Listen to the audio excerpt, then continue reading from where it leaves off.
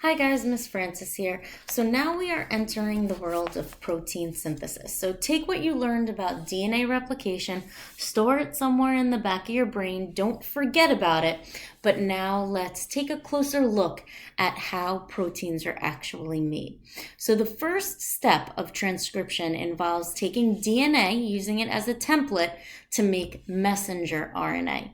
Now just a reminder that the base pair ruling is slightly different when we're talking about RNA, because remember, instead of A pairing with a T, RNA doesn't have thymine, it has uracil. So now A is going to pair with uracil.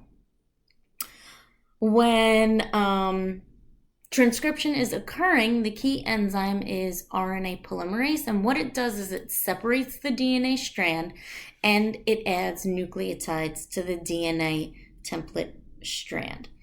Just like with DNA replication, in transcription, DNA is read in a 3' to 5' direction. Therefore, this newly synthesized RNA is built in a 5' to 3' direction. So how does the RNA polymerase know where to start transcribing? Well, there's something called a promoter sequence. It's known as the Tata box because it's repeating TAs, TAs, and this is how the RNA polymerase knows that this is the place where it's going to start to transcribe.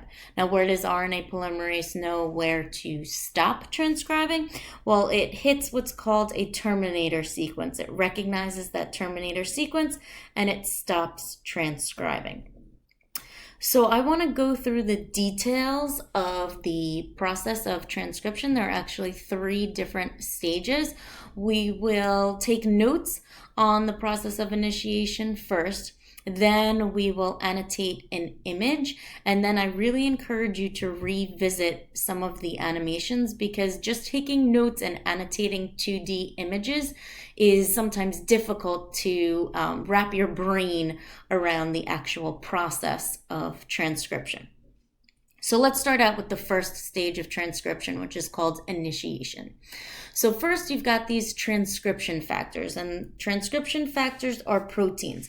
These can include Tata binding proteins, basal factors, co-activators, and what they do is they bind to the promoter region. They bind to that Tata box, and it signals to the RNA polymerase, okay, this is where transcription will occur. It also stabilizes that RNA polymerase. The activators are a regulatory protein, and they are located upstream on that DNA template strand at what's called the enhancer region. So the activators bind to the enhancer region. That's why they're found there. Now, these transcription factors that we were talking about in step 1 are going to eventually bind to these activators, to these regulatory proteins. So the enhancer region loops over. The enhancer region is where you find the activators. When the enhancer region loops over, it signals the RNA polymerase to start transcription. When the transcription factors bind to those activators, it's called the initiation complex, and now our gene is turned on and transcription is beginning. On the other hand, if we want to turn our gene off, instead of our enhancer region and our activators being used, we have something called repressors, which are just different regulatory proteins, and they are located at the silencer region, which is right next to the enhancer region. But what these repressors do is they block the activator from binding, because now the repressor is bound to our transcription factors. So what this does is stops transcription, and now our gene is turned off. So let's take a look at this image and let's annotate it. Part of it has been annotated for us already. So let's look first here at our transcription factors. These are our transcription factors. And again, transcription factors contain Tata binding proteins, basal factors, co-activators. They're all different types of transcription factors. Now, let's take a look at our DNA strand. So first I want to point out the gene of interest. This gene is located downstream. This is the gene that we either want to turn on or turn off. Here we've got our promoter region. That's where the Tata box is located.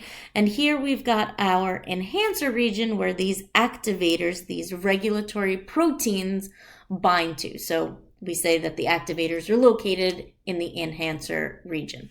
On the other hand, what's not shown is that right next to this enhancer region is our silencer region. And the silencer region is where the repressors, or a different kind of regulatory protein, will bind. So here we go. We've got our DNA that loops over. But before that even happens, our transcription factors bind to our Tata box. And RNA polymerase is signaled that this is the place where transcription is going to occur. So now our enhancer region loops over and our activators are going to bind to our transcription factors. This creates the transcription initiation complex. Our RNA polymerase is then working to synthesize RNA. In other words, our RNA is now being transcribed. So let's take a look at the second stage of transcription. It's called elongation.